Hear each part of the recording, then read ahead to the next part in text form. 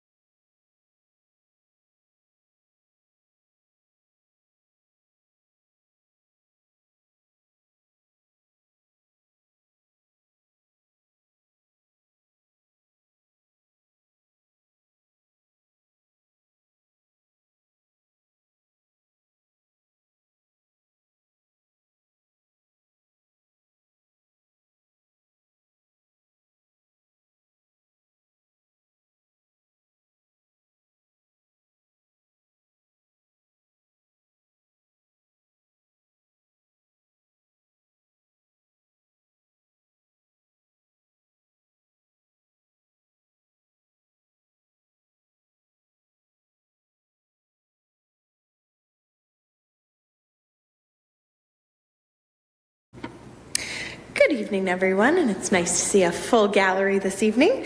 I will call for a councillor to move and second a motion to reconvene and open at 7:14 p.m. Moved by Councillor Dunstall, seconded by Councillor Martin. All those in favour, and that carries unanimously. And I will call on Councillor Sadhu to read our territorial land acknowledgement, please. We have gathered in Wilmot Township on the traditional territory of the Neutral, Anishinaabe, Haudenosaunee, and Mississauga peoples. We also want to acknowledge the importance of the Dish with One Spoon Covenant, a peace agreement made between the Indigenous nations before the Europeans arrived. It characterizes our collective responsibility to each other and Mother Earth. We should take only what we need, leave enough for others, and keep the dish clean. By acknowledging this covenant in the First Nations, Métis, and Inuit peoples, we are reminded of our important connection to this land where we live, learn, and work together as a community. Thank you very much, Councillor. We do have some additions to the agenda this evening that included item 6.2 for closed, as well as items 11.2.3, including 2 new additional specific interest delegations for this evening. So I'd be looking for a mover and a seconder to adopt the agenda as amended. Moved by Councillor Cressman, seconded by Councillor Martin. All those in favour? And that carries unanimously. Are there any disclosures of pecuniary interest, councillors? Councillor Martin. Through you, Mayor Salonen, under 14.6, the community grants, I'm the community prevention, I said that wrong, prevention services coordinator for the New Hamburg Firebirds, and so I would declare a pecuniary interest with the Firebirds. Thank you, Councillor. We will separate out that item so that you can vote on the remaining once we get to 14.6. And any other conflicts of interest? Seeing none. We do have our minutes from the May 26th regular council meeting, the May 27th Court of Revision, the June 2nd Committee of the Whole, June 2nd Special Council meeting, and June 16th Special Council meeting to be adopted as presented. May I have a mover? Moved by Councillor Cressman, seconded by Councillor Dunstall. Comments, questions, or concerns? Seeing none, all those in favour? And that carries unanimously. We do have one public meeting this evening. We will hear from all interested people who wish to speak on this matter. If the decision of the Council of the Township of Wilmot is appealed by the owner, applicant, or public body to the Ontario Land Tribunal, the Tribunal will not add any other person or public body as a party to the hearing unless they made an oral submission at the public meeting or written submission before the bylaw is passed. Persons attending as delegations at this meeting for any of these items are required to leave their names and addresses, which will become part of the public record, and you are hereby advised that this information may be posted on the Township's official website along with your email address if provided.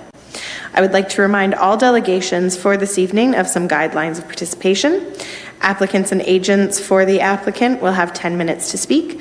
All other delegations will be given 7 minutes. If you conduct yourself in any of the following manners, it will result in immediate muting and removal from the meeting. This includes interrupting councillor, staff, or other delegations, derogatory statements about councillor, staff, or others, hate speech, or defamatory comments. So I now declare the public meeting open, and this is for DS-2025-06, Zone Change Application 03-25 for 63 Benjamin Street in New Dundee. The recommendation is that the report be received for information. To get this on the floor, may I have a mover, please? Moved by Councillor Cressman, seconded by Councillor Dunstall. And this is a public meeting in respect to the zone application change 03-25-63 Benjamin Street, New Dundee. I will invite our Manager of Planning and Economic Development, Andrew Martin, to introduce this application. Thank you, Mayor Salonen. This application proposes to change the zoning of what was the former Nudity Creamery site. The property is currently industrially zoned. The owners wish to redevelop it residentially. The property is actually made up of 6 distinct lots on an existing plan of subdivision, so there's already separately conveyable properties. However, the zoning is industrial, which would not currently permit residential development. Last year, actually I guess it was in 2023, the region of Waterloo amended their official plan to allow for development of residential lots on tertiary treatment systems, so essentially a smaller septic system that would allow for a home to be developed on these smaller properties. There was a hydro-G study done to determine there was no impacts on neighboring wells, if they exist, or groundwater in general. Ultimately, this is getting to be the last step of a long process that the applicants have gone through to allow for this development to occur. There are a couple of minor items that still are outstanding to be addressed prior to providing a recommendation to council. So at this time, staff are just recommending that we hold a public meeting, hear any additional concerns, comments that may come up, and ultimately, once the outstanding matters related to GRCA and a noise study on the property have been completed, staff would return to council with a detailed report and recommendation. Thank you very much, Manager Martin. Councillors, are there any technical questions for Mr. Martin? Okay, I'm seeing none. We do have one registered delegation on this item, and I will invite up Don Poth to address council. Thank you very much, Don, for joining us this evening, and you will have 7 minutes to speak. Greetings to the mayor, to the councillors, to the staff and neighbors and friends. My name is Don Poth, and I have lived in New Dundee for 78 years. And I am in total agreement with the zone change application development on the property of 63 Benjamin Street. When I was young, the New Dundee Creamery was the largest employer in the community, employing well over 100 people, and produced New Dundee butter, cheese, and other products. You went on an Air Canada flight, you got a little pad of New Dundee butter. In 1998, the creamery was closed and the building deteriorated significantly.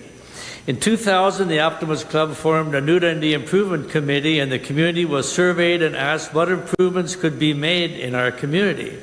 A common response was, what can be done about the creamery facility and the surrounding property?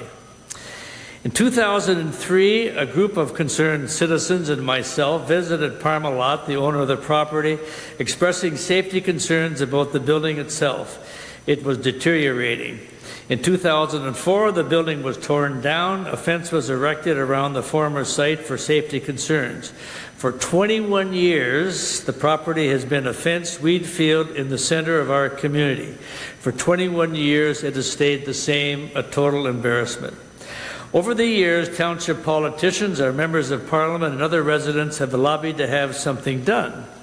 Many years ago, the township had quite a creative idea. Why don't we sell a portion of the community park, move the band shell and the community gates up to the creamery property, have an amphitheater there, and the rest of the money would go to build new ball diamonds at the community center. It really was quite creative. The town didn't want it, and a week after the vote, people said, what's going to happen to the creamery? Nothing happened to the creamery. In December 2016, the property finally was purchased by local individuals, Ontario Limited 2551202, and they deserve a lot of credit. In 2017 and 2018, the environmental concerns were addressed, and the area was clean, and it could be developed if the zoning application is approved.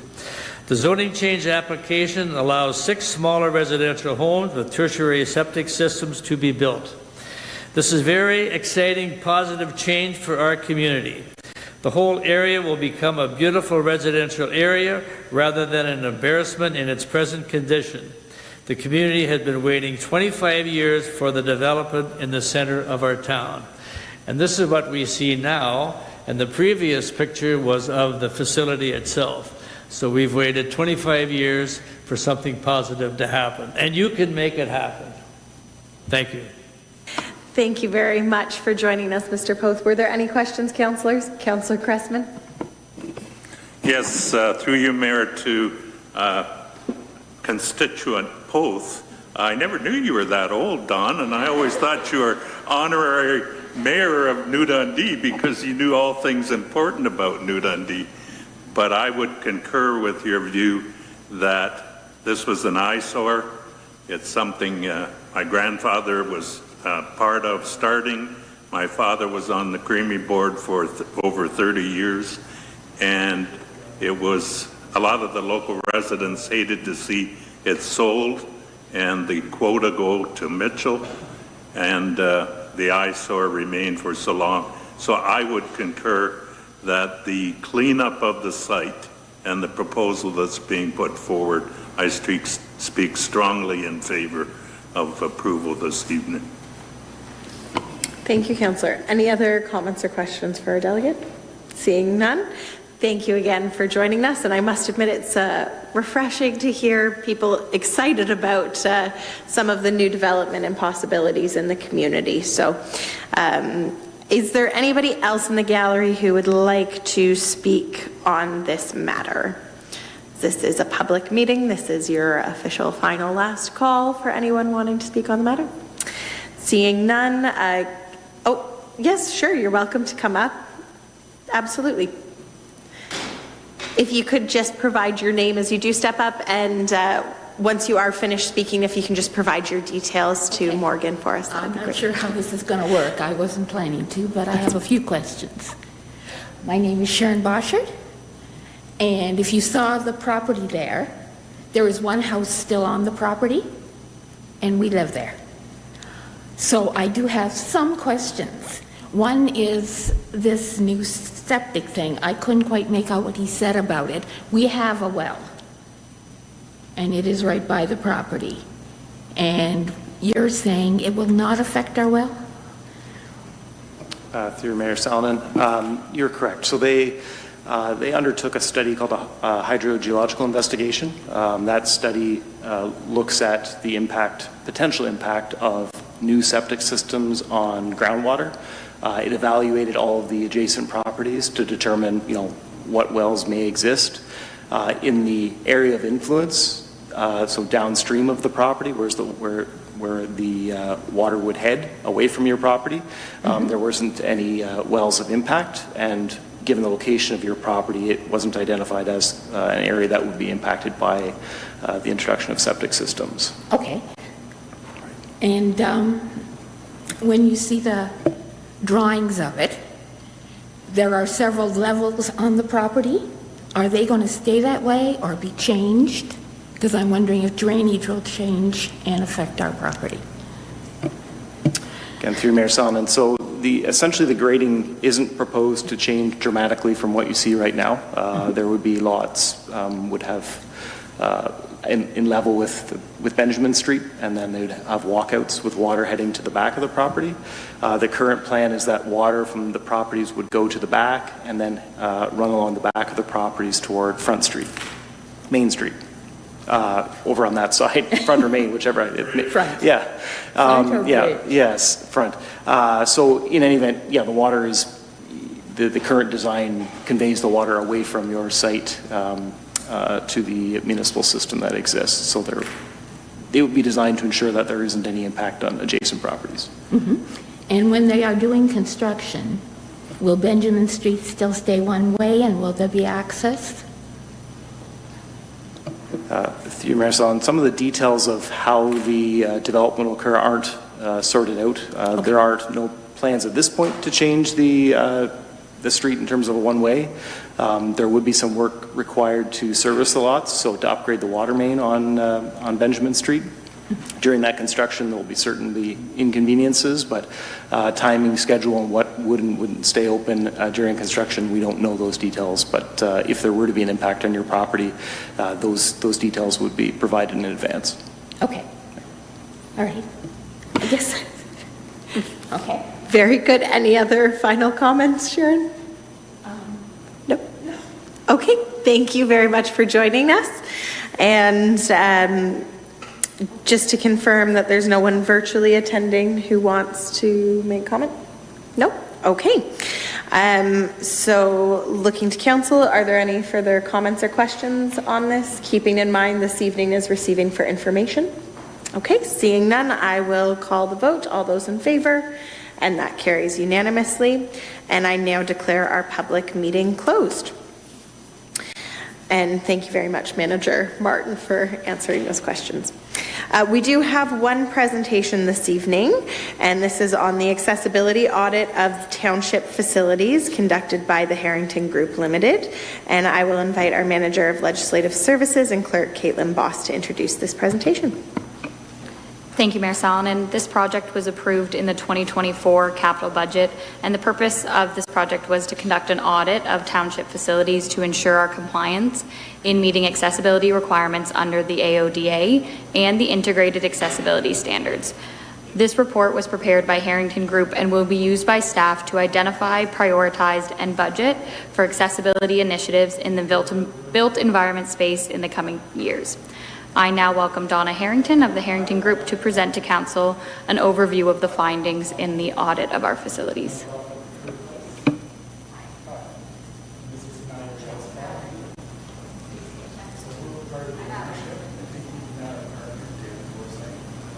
We're just waiting for Donna to join us in case you're wondering virtually or in the gallery what we're looking for.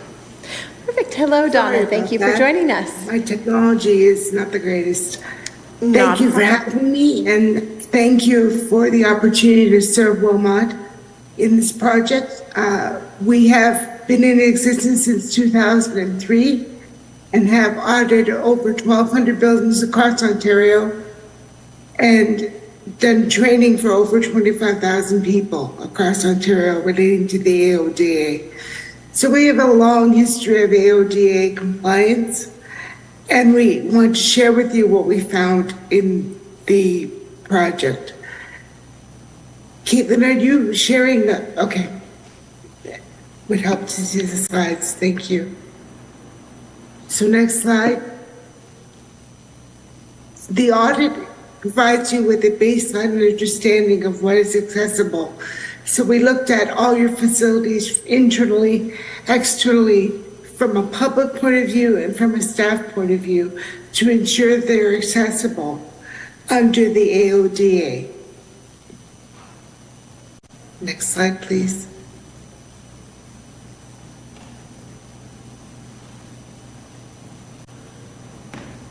The audit involved three standards: the Toronto Accessibility Design Guidelines, which involve what's generally known as Facility Accessibility Design Standards, as well as the Ontario Building Code, and the Accessible Design Standard of Design of Public Spaces, now known under Ontario Regulation 191-11.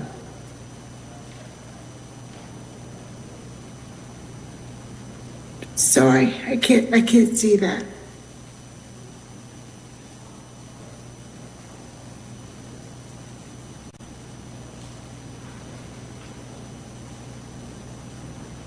I'm so sorry. That's okay. Staff are just in the middle of making it larger for you there. Okay. So staff start at the beginning of a building and walk through it. They look at all external and internal properties and compliance elements, and they take specific measurements using in kilometers, measuring tapes, light meters. Thank you. And we used a cross-disability focus to ensure that people with mobility, sensory, and cognitive disabilities were considered. Next slide, please. When we made recommendations, we ranked them according to priority level to help staff in implementing recommendations across the system. So we had priority 1, which is high, and that relates specifically to immediate risks of creating hazards to life or public safety. That includes things like fire alarms, visual alarms, defibrillator placement, those kinds of things. Priority 2 are medium-based requirements, and they relate specifically to complying with the AODA, as well as anything relating to maintenance that can be handled relatively quickly and easily at low cost. And priority 3 is considered low priority, but would have to do with capital projects. Oftentimes we talk about elevators there, installing an elevator in a facility, which is high cost and requires a great deal of planning. Next slide. High priority items I talked about were the life safety, and we found 20 of those at a cost of $118,329 of those, apologize. Priority 2 are medium level, and we found 194 items there, and priority 3 are high or low priority items such as elevators, and we found 107 there. We found 254 compliant items. So your compliance level is quite high for a municipality of your size in terms of AOD compliance. So high priority items within your organization would be life safety, public washrooms, critical path of travel, service couches, and parking. Those are specific to the AODA, and they would be considered more urgent than other items that we found. Next slide. We found that the washrooms often had angled grab bars, and they should be the L-shaped grab bars under the current building code, as well as having a fold-down bar on the turnstile side of the toilet. We also found a large number of maintenance-related items, meaning that items were installed but were not installed correctly and needed to be moved or repositioned to optimize their accessibility. And we found that parking was installed but not according to the AODA standards, so we would recommend that they would be updated, and perhaps the municipality should look at its its parking bylaw to ensure that that is covered.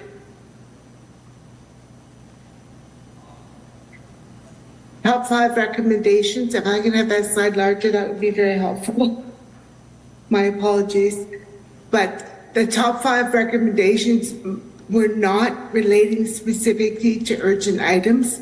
They were mostly related to level 2 items. So that included accessible signage. I need to see that larger, I'm sorry. Automatic door openers, fold down grab bars on the turnstile side of the toilet, emergency call buttons, and service counters. Costing report does not include anything to do with volume purchasing. Costing report also does put in low priority those high price items such as installing an elevator into a building, and it doesn't include what could happen internally as part of your maintenance schedule. Next slide, please. Are there questions? Thank you very much, Donna. Are there any questions, councillors? Okay. Seeing none, thank you again for joining us and for doing this work. Thank you very much for having me. You should be very proud of where Wilmot is in terms of accessibility. The efforts that have already taken place throughout the municipality are evident, and it's in a very good space in terms of AOD compliance for the built environment. Thank you. Moving along, councillors, on to our delegations this evening. We do have multiple delegates. Our first one already spoke at the public meeting. Our additional delegates are special interest, including Julie Yitzi will be speaking to Councillor Martin's motion on Bill 5, and we also have 2 delegations, Linda Lapel and Samantha Lerneau, who will be speaking to item 13.6, the Ontario Land Tribunal case that is coming to council this evening. In terms of correspondence, that has all been circulated to council. Did anybody want to pull any correspondence item? Seeing none. Oh, sorry, Councillor Cressman. Yes, I would like to pull 12.4 just for some brief comments. You're welcome to make your comments now.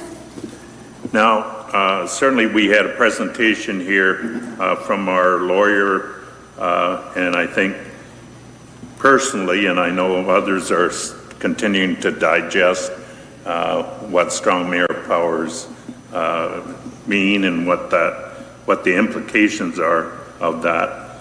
And I guess my biggest concern is that in some cases, councillors will be as I think the one item that Rory didn't mention here, and I had read the article in the Globe and Mail in early June, I guess the one concern is it going to reduce people's readiness to run for council? Because in some cases they become advisors or observers of the mayor's action as compared to participants in making decisions. And I think that all is a function of how the mayor embraces and gathers information and input from the council, and it will likely look different in different municipalities. But I certainly, I know we can't change the legislation, but I think I've seen from your track record that you're engaging council and looking for input, and so I would applaud you for that and look forward to our opportunity to have input into decisions as we move forward. So I guess that's my comment. Well, thank you, Councillor. And my intent is to continue to proceed that way. And to your point about people running, I mean, it's true of not just this council, but for any council where strong mayors exist.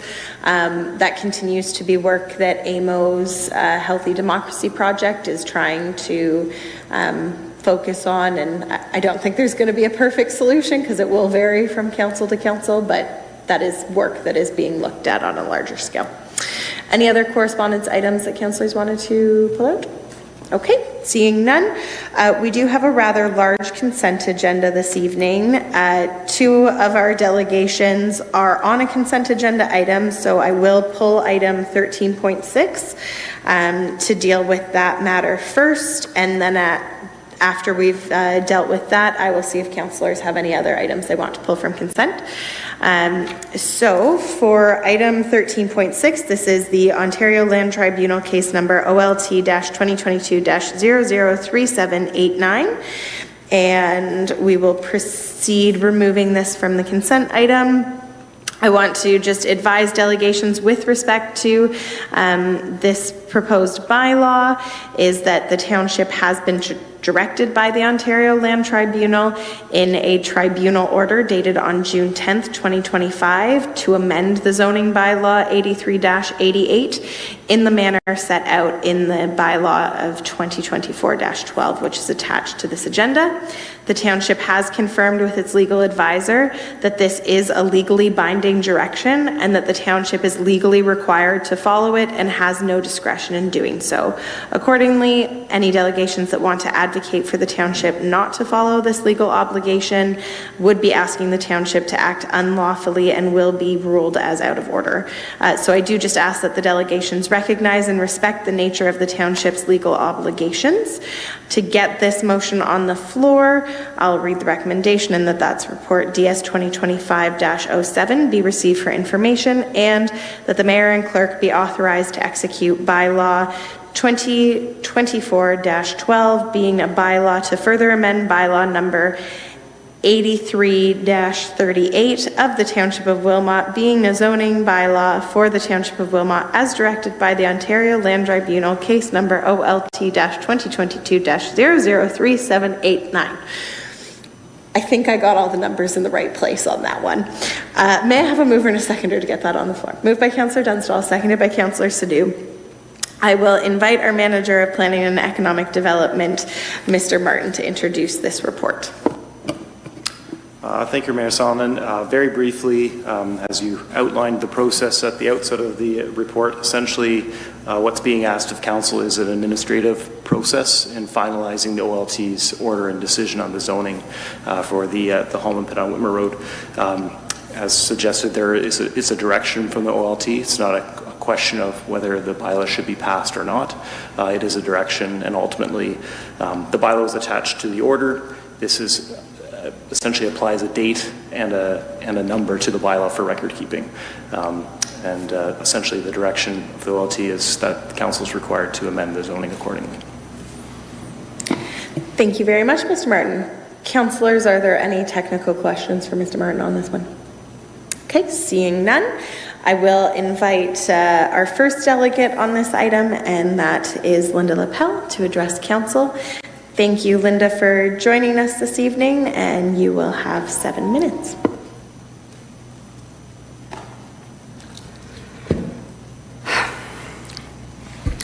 My name is Linda Lapple, and I live on lot 11 north of Bleems by the regional wells. The rezoning of lot 10 south of Bleems has been a 5-year process, and yet some big concerns remain. Land currently used as Zone 1 agricultural successor to be transformed to Zone 14 industrial, extractive industrial, Zone 1 and Zone 11 open space. The space successor to be transformed to Zone 1 or stay in Zone 1 is outlined here in red.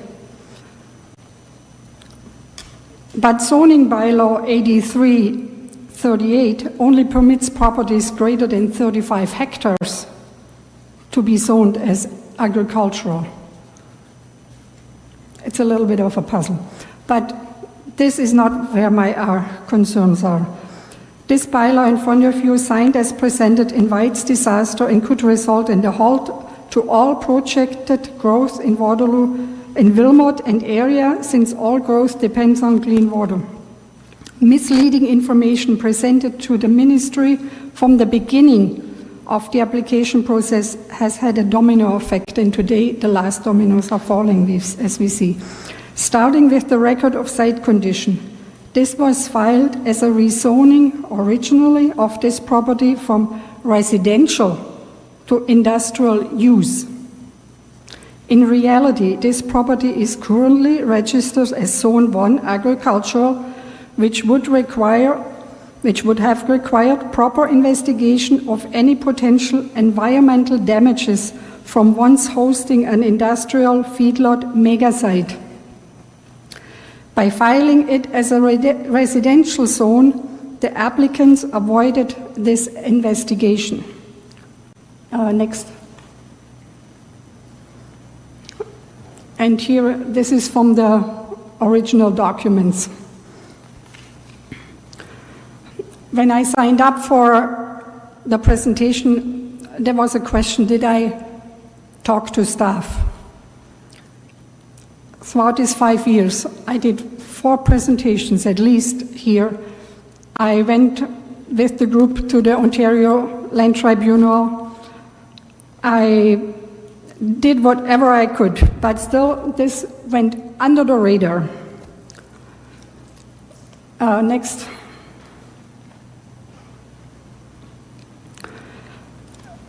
There has been a well on this property that was used for the agricultural, not for private property use. And therefore, because it was declared as residential, therefore there was never investigation to see if this setup was fit with a backflow valve or if it contaminated water and would have entered the aquifer below when it was shut off. The water was never sampled.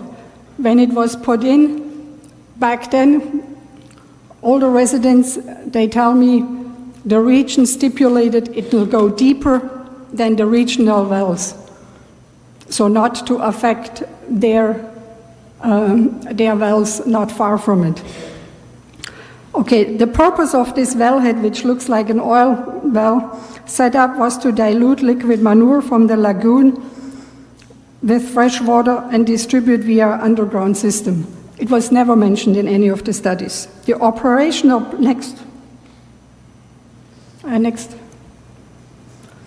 The operational plans do not show the location of this well. The blue dot I put in represents the approximate location of it. Conveniently located next to the first wash pond, but also dangerously close to the designated concrete and asphalt recycling area. Next.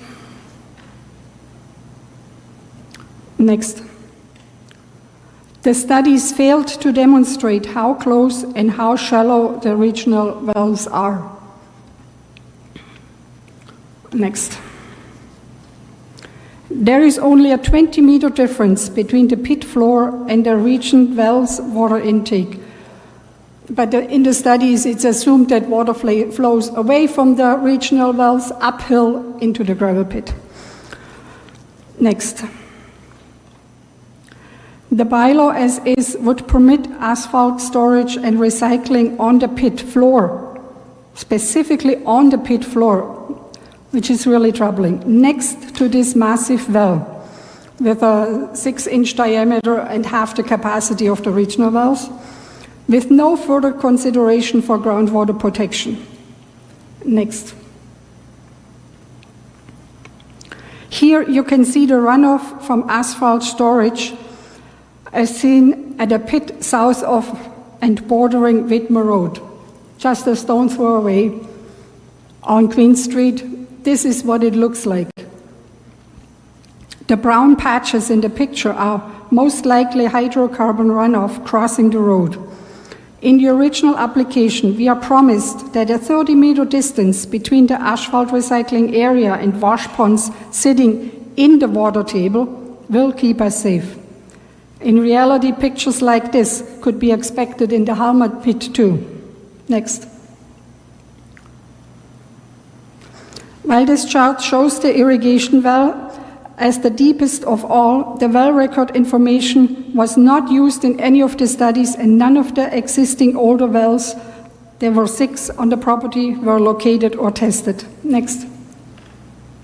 Next. The waters in aggregate wash ponds are considered industrial sewage, yet the current plans include wash ponds that sit in the water table and no mention how this sewage is handled. Next. The next slides are about more misrepresented issues and details, all relevant for the intended permission of asphalt recycling. Next. Next. Wells mentioned in one study, but not another, for example. Next. There is another example. Next. The list is longer, and I could provide details. This was just part of the OLT submission that I made. Next. I would like to conclude by asking you to consider the risks, delay final approval, revise this bylaw, and do what's needed to protect our drinking water. I have no issues with gravel pits. My property directly borders on one on St. Hills Road. The projected growth for our area needs sand and gravel, lots of it. What I have a problem with is when decision makers like you, staff at all levels, all the way to the ministry, are misled. Once the groundwater is compromised, any growth comes to a halt, and everyone will ask, who signed it away? Thank you. Thank you very much, Linda. Councillors, any questions? Seeing none, thank you again for joining us and for providing your comments this evening. And I will invite up our second delegate, who I believe is joining us virtually this evening, and that is Samantha Lerneau.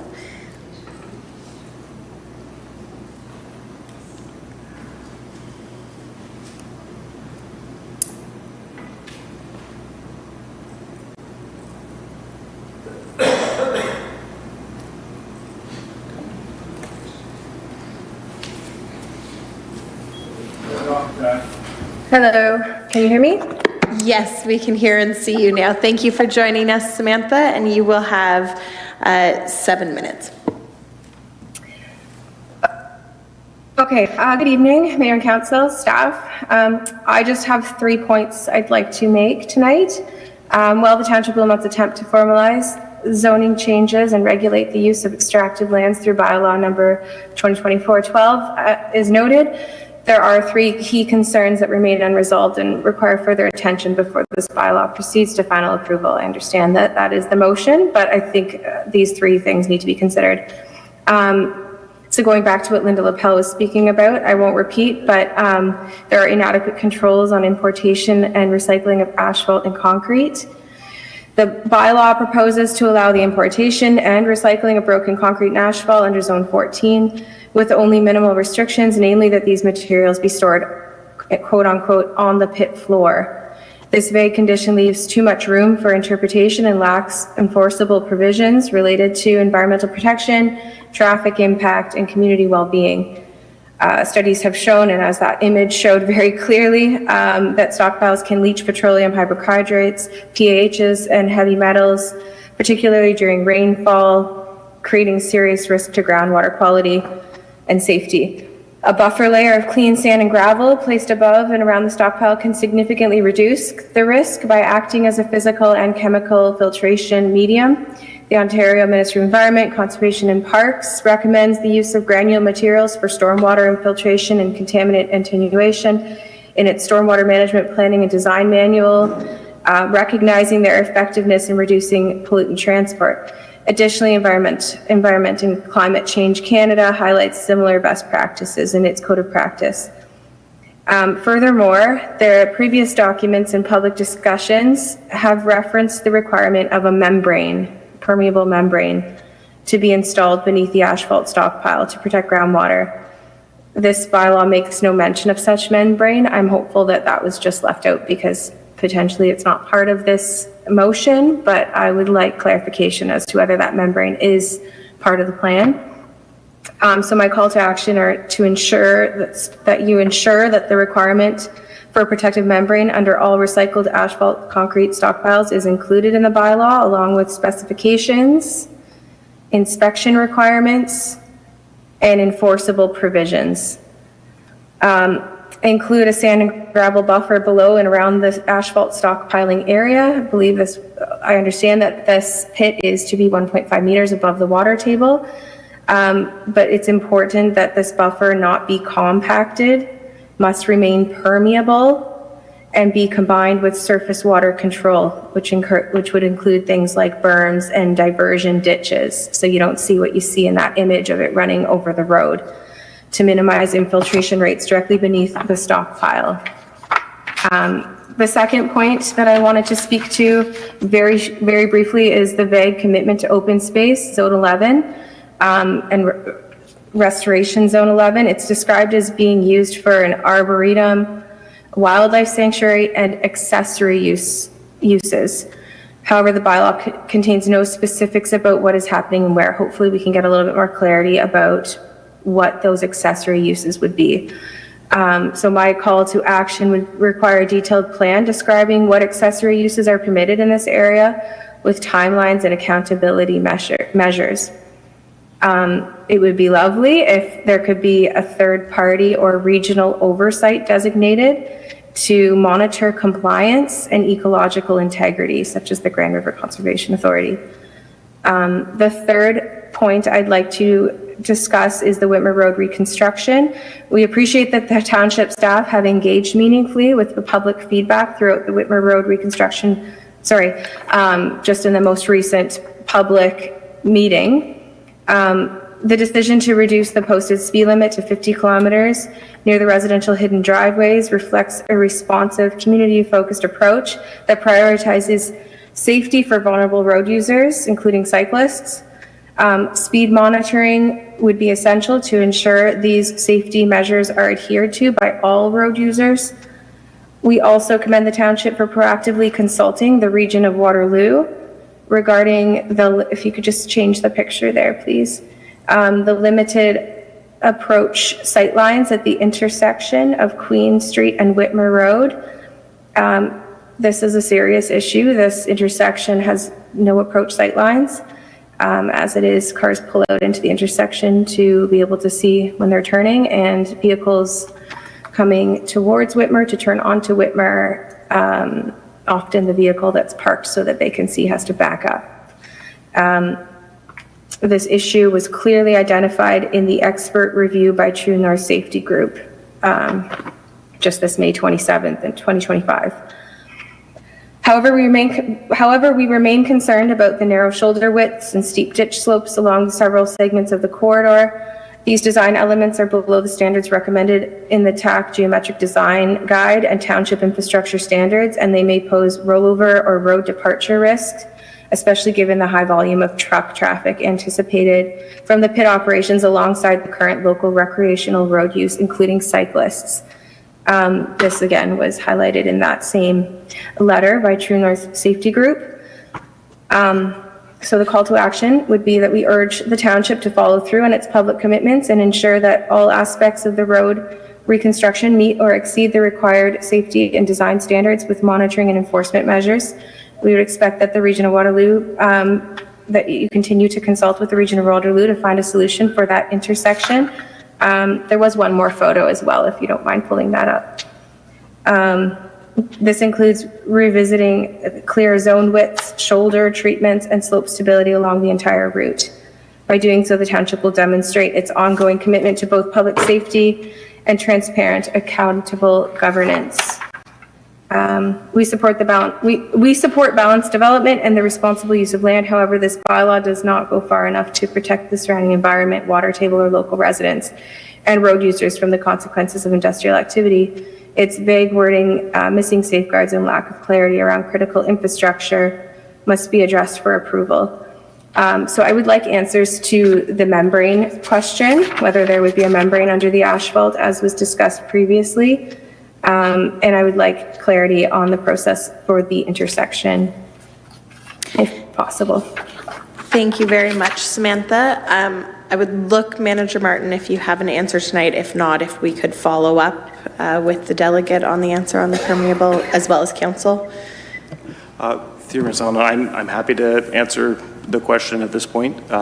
So a lot of the details that we're talking about aren't specifics that would typically be found in a zoning bylaw. They're in the operations plan. So the OLT also, as part of approving the zoning, also approved the licensing of the pit, which includes operation plans, which detail all of the monitoring requirements, any requirement for membranes or separations between the water table and stockpiling on the pit floor, the location of those areas, monitoring of wells existing and new, all the components to deal with the separation from wash ponds and stockpiling. So all those items are detailed. We wouldn't see those in a zoning bylaw. So the OLT considered all those matters at the hearing and felt the operations plan were appropriate to include those specifics. So likewise with the intersection of Whitmer Road and Queen Street, those items were highlighted through the process.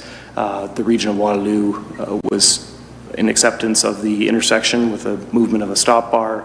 All those matters were addressed through the zoning and further discussed through the OLT decision, and ultimately led to the approval by OLT. Thank you. Councillors, are there any questions for Samantha at this time? Okay, not seeing any. Thank you very much for joining us this evening, Samantha. And we don't have any other delegates on this item. Are there any further questions or comments from council at this time?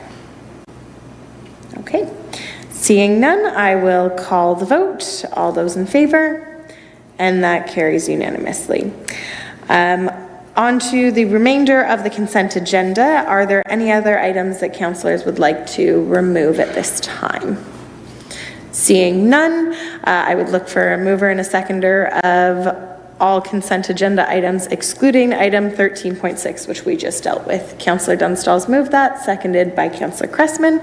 All those in favor, and that carries unanimously. And on to our reports for this evening.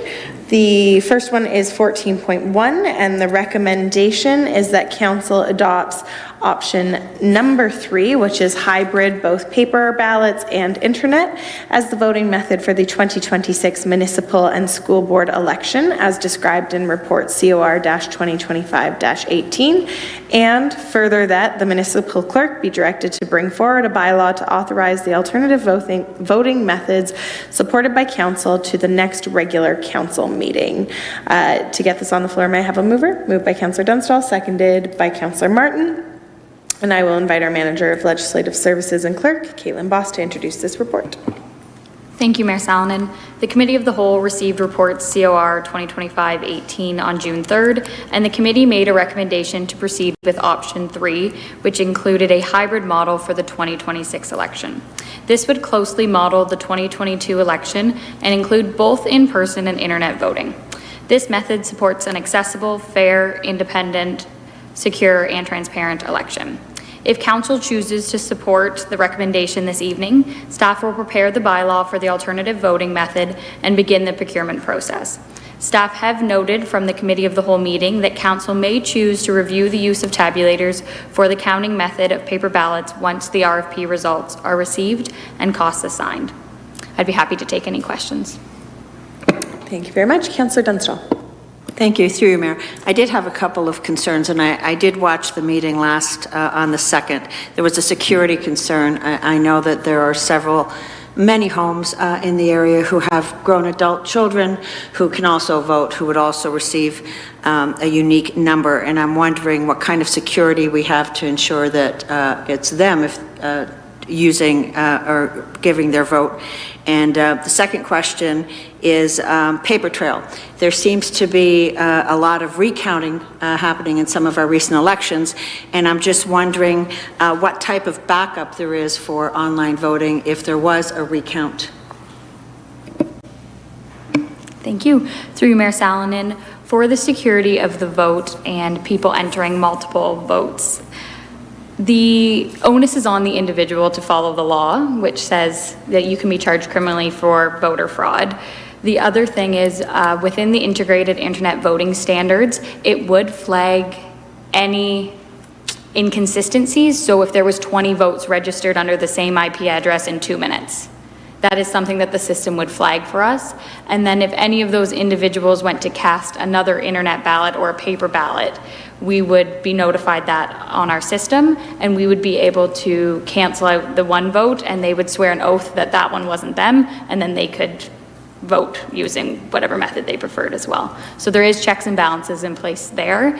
And for the paper trail, there is a recount policy that needs to be adopted by bylaw before the June 1st of the election year, which will identify the recount methods for both in paper and internet voting. And that will be something that the online voting vendor will build into our process, the recount policy. Councillor Cressman. Yes, through you, Mayor, to Clerk Boss.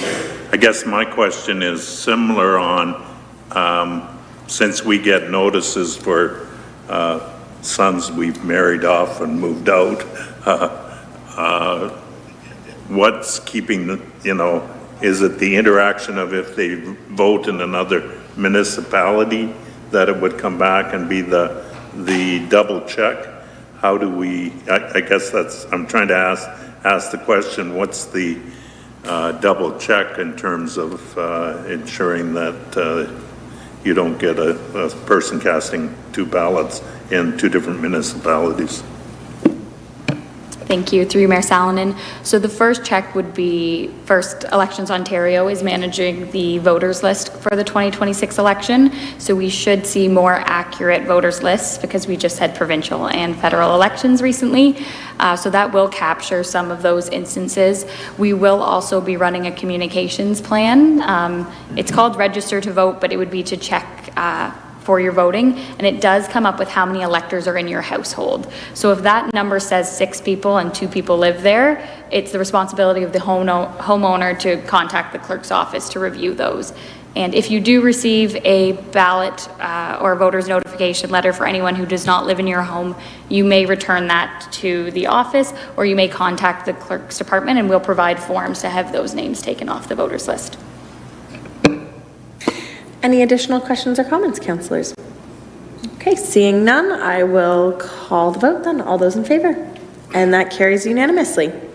On to report 14.2, and the recommendation is that staff council directs staff to bring back a bylaw to amend bylaw 2023-17, being the fireworks bylaw, to the August regular council meeting, and that includes the following recommendations as described in the report COR-2025-24, including decreasing the number of permitted days, adding permitted times to set off fireworks, and increasing set fines to $1,000, and that council directs staff to bring back recommendations on how to effectively enforce this bylaw. To get this on the floor, may I have a mover? Moved by Councillor Dunstall, seconded by Councillor Cressman, and I will turn it back over to Clerk Boss to introduce this report.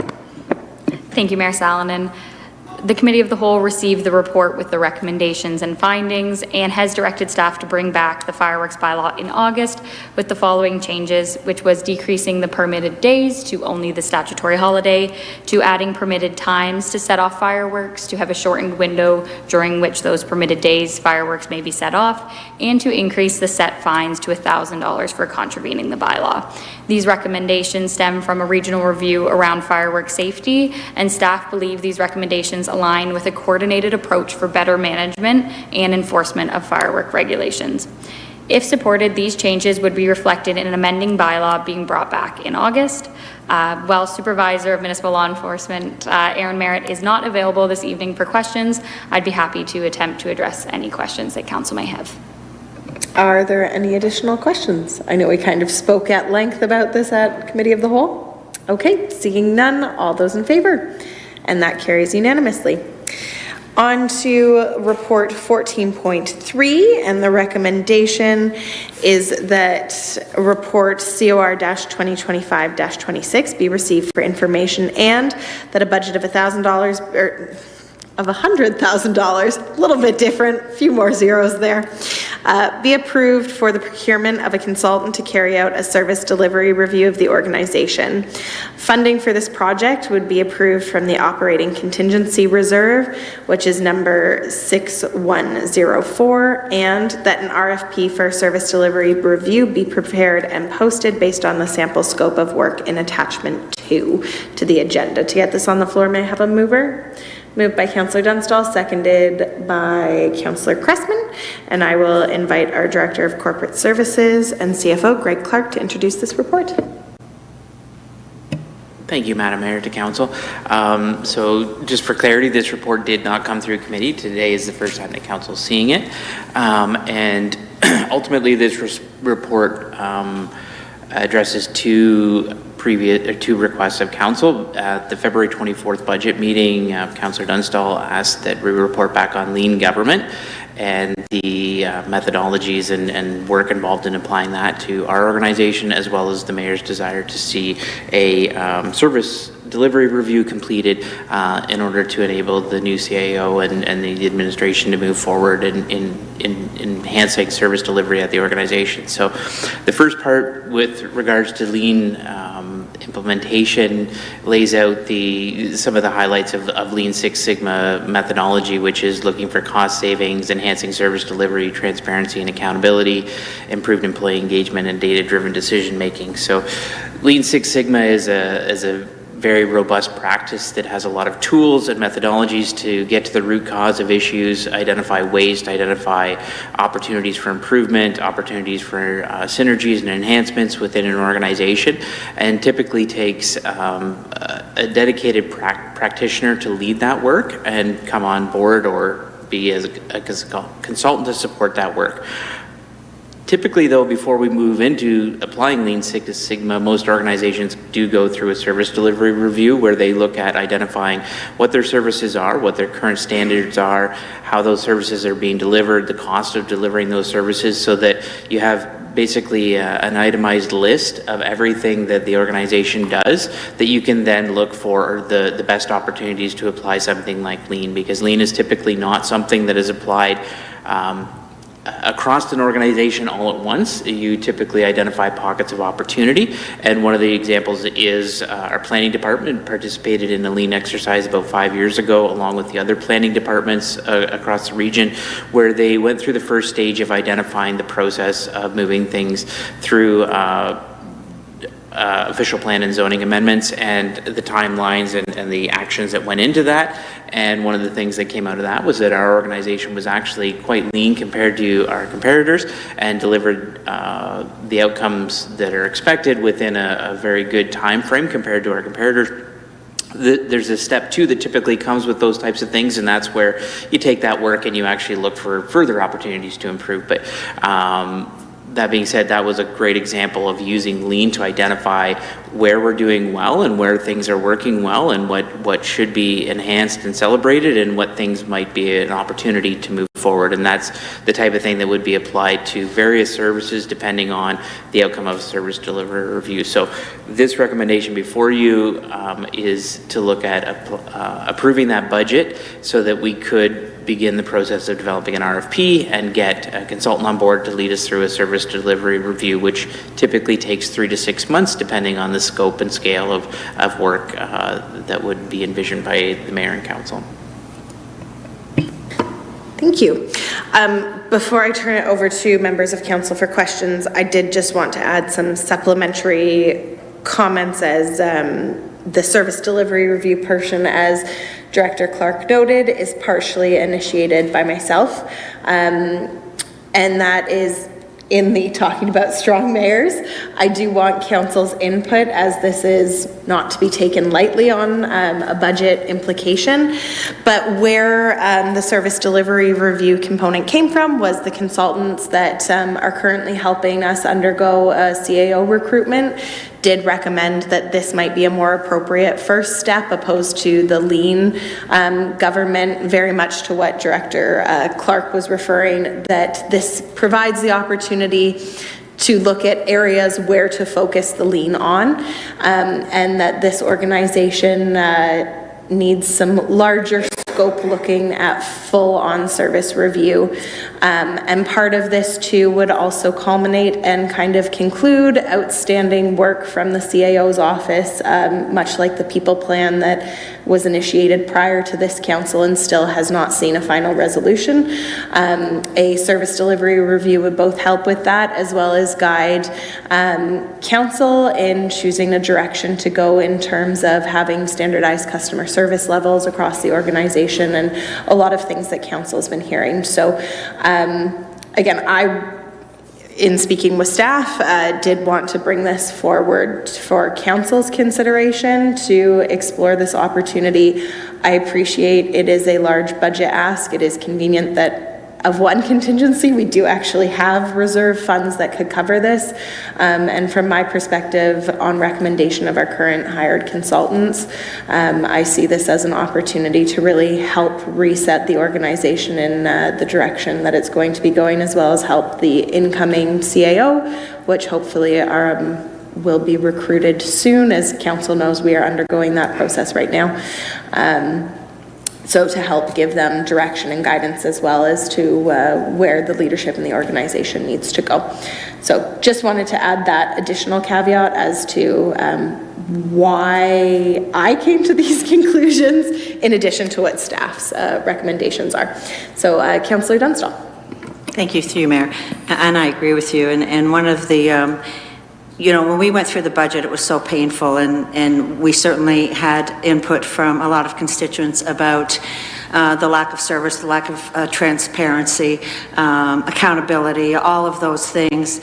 And I think that we've started the township on a path with our budget, which again was painful, but at least we're starting to get to where we need to be. And then I think this is a complement to that. I think we need to identify where we can create efficiencies, where we have duplications, get our service levels where they need to be. So I agree with this. And I also checked to make sure the 100,000 was somewhere and that we didn't have to go into debt for it. And I was told it was. So I will be supporting this. Thank you. Councillor Cressman. Yes, thank you, through you, Mayor, to you, Mayor. I thank you for the clarification on the service review, because I must admit I had a John Deere tractor idling in my ear on a headland planting corn when you phoned me and talked about some of the initiatives, and I was hoping that we weren't having two things running concurrently that were butting heads. So that being said, I guess the question goes to Director Clark about the time frame between a service delivery review and an initiative like we're talking here. What's the time frame? And you talk about it happening gradually in different segments. How long is it going to take to do the service delivery review? I'm just looking at timing. I don't disagree with the process and the steps. I'm just trying to get a timing piece on this one. Through you, Madam Mayor, to the councillor. So a service delivery review would typically take 3 to 6 months once a consultant is onboarded. So an RFP could take 6 weeks to 8 weeks, depending on how much work behind the scenes to get an agreed upon scope of work, and then putting it out. But they are pretty standard practice, so there's a lot of consultants out there who do this work, so I don't think that'll be a difficult thing to get somebody on board who's up to speed and can able to do the work quickly. But it is going to take some time, and so it's when you talk about implementing the work, it's really what you would expect from a service delivery review is sort of a multi-year work plan that would come out of it. So they would establish, obviously, quick wins that we could implement quickly as an organization, things we could possibly change within a few matter of months at minimal cost and impact that would be implemented early in 2026. And then there's going to also be a list of things that are going to require additional resources, additional investment to see fruition, and are going to take a little bit longer. So you're going to look at things that are going to be in that 12 to 24 month time period that are going to require some budget approval, some support from council in terms of staff direction and change in priorities, and those things are going to take longer. But ultimately, the whole package is going to be an ongoing lean. The principle of lean is constant evaluation of what you're doing, so that full circle of looking, do, plan, act, do, and then sort of follow up and report back. So it really starts the ball rolling on a lot of things, so there is no end, but you would expect to see hopefully some benefits within the first 12 months that are significant, and within the first, the next term of council, definitely significant benefits from it. Councillor Cressman for follow-up. Yes, as a follow-up, and again, this might speak to my ignorance on the topic, but I've never been afraid to ask stupid questions. So through you, Mayor, I guess the question is, does it come up with a triage of the the biggest bang for your buck initially, and kind of give you a kind of a priority list of what you should be addressing initially, and then what's maybe, like we saw on the report audit tonight, about a 1, 2, and 3, what should be number 1 and done immediately, what's number 2, and et cetera, what's down the road. So I assume that's part and parcel of the report.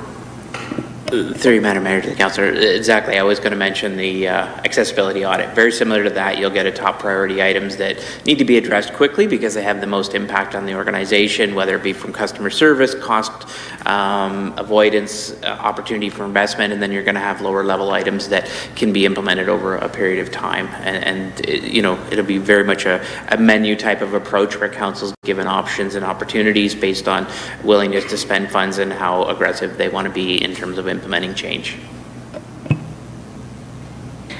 Councillor Cressman? Yes, I hate to, whether I'm the guy that doesn't know enough about this or whatever. That being said, does the requirement exist that somebody be on staff on a continuing basis, or you said it happens on a continuing basis, but you bring the consultants in initially and then you implement, and then you have 4 or 5 years down the road redo the circuit and say, what have we done well, what have we changed, what still needs improvement, etc. Is that kind of what I'm hearing? Through you, Madam Mayor, to the councillor. So there's a couple of things. The service delivery review is really going to be a snapshot in time of opportunities. And then in terms of lean or any recommendations that come out of it, because it could be things beyond lean, it's not just lean, as the mayor mentioned, people plan, organizational structure. Those things are obviously going to need people to lead, and they may exist already within the organization, and we can do them internally. Some are going to need resources, whether it's education, training, or support externally.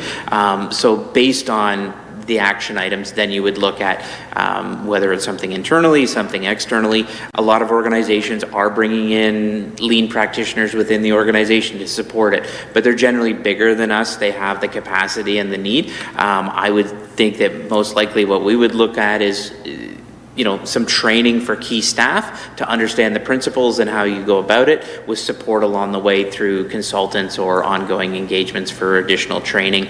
But it's going to be really driven by what that service delivery review identifies as the biggest opportunities, then going to dictate whether we need additional resources or we can do it in-house. Councillor Cressman. One last question. Does it make sense that the people who do the service, the individuals doing the service review, because they get a knowledge and a snapshot of the organization, are they the ones that have the ability or capacity or can do the lean government training, or is it somebody totally different than that? I'm looking at trying to use the knowledge that has been gained for the benefit of the organization as compared to bringing somebody totally separate up to speed on the organization. So that's, I guess, where I'm coming from. Through you, Madam Mayor, to the councillor, in my experience with service delivery reviews, what the consultant is assisting staff in doing is pulling together the various threads that make up what we already know and already do. So they're putting it into a package that then can be shared with the organization and become a template or a guidebook on how to move forward. In a lot of cases, yes, they do have skills and the ability to support it. But I don't think it's necessarily necessary that they be the ones because of the way it's structured. They're really looking at helping us organize our services, our thoughts, our items into a meaningful tool that then can be picked up by somebody else and moved forward. If they do a good job, we have a very good guidebook on how to move forward, and we don't necessarily need them to do that. Obviously, they're going to have inside knowledge that if they were, bidding on stuff, that's going to be a benefit to them, but I don't think it's necessary that we're losing anything through that service delivery review. Any additional questions? Councillor Martin. Through you, Mayor Salonen, I'm trying to phrase my question in a way that might be useful, so I'm going to, I guess, talk and think as I go, but I appreciate Councillor Cressman's questions because it sounds like Councillor Cressman and you, Mayor, have had some conversations about this. I wasn't a part of that conversation, so wasn't privy to all of that. I would be curious if all of the directors are in agreement, but I also am aware that that's not really a fair question to ask all of the directors if they're in agreement of this process. I'm assuming with you, Director Clark, bringing it forward, that you've consulted with your colleagues and that there could be agreement. $100,000 seems like a lot of money to me to this process when we're struggling with our budget as it is. At the same time, I realize in order to examine our current system and look for ways of being more efficient, it often is better to have somebody from the outside. That if we knew of a better way to do it, I'm assuming we would be already doing it. So, there seems to be some benefits here. I believe I could be in favor of it. I'm wondering if any of the directors or any of the leadership team want to make comments, or Mayor, if you have any other comments in terms of why you're thinking along this path. I realize, as you said earlier, the consultants that are working with us have been recommending it. So these are some of my thoughts.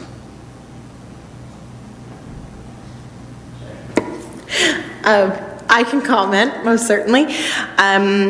Yes, part of the, I guess, additional reasons as to why I want to look at a service delivery review is the consultants, we had already talked about it prior to them meeting with yourselves and with the senior leadership, corporate leadership team.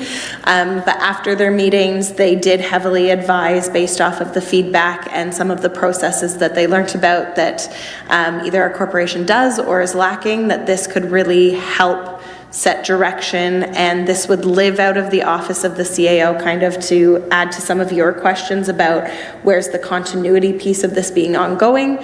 That would be out of the corporate leadership team being led by the CAO, the directional change. Some of this as well, some corporations that are larger than ours have the capability to do this kind of work internally. We currently don't.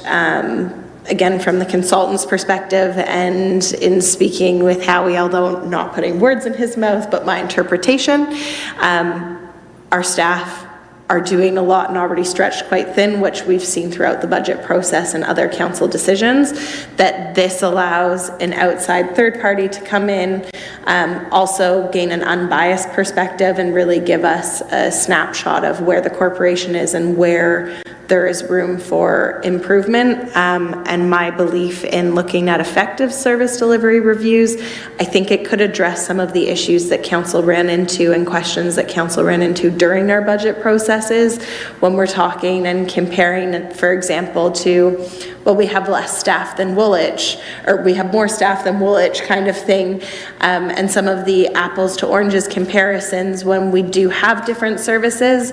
Doing a service delivery review can also help with understanding, do we have the right staff in the right place? Do we have, is the organization effectively supporting our staff effectively? Is that an area that we need to look at?